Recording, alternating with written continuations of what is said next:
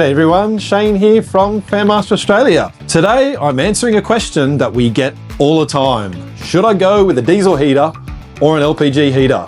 Here's a quick breakdown for you. If you're heating a large space like a warehouse, workshop or a job site, diesel heaters are your best bet. They pump out serious heat and they're super efficient over long runs. If you've got diesel on site already, then even better. You're saving on fuel right out of the gate. And if you need something lightweight and portable, like for a garage, market stall, or quick mobile job, LPG heaters are definitely the way to go. They fire up instantly and are easy to move around. Here's the catch though, both need proper ventilation. They're powerful, but they burn fuel, so don't use them in enclosed spaces without adequate airflow. If that's a deal breaker, you might want to look at our electric or fluid options instead.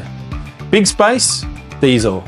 On the go, LPG. Using diesel gear already? Stick with diesel and need quick portable heat?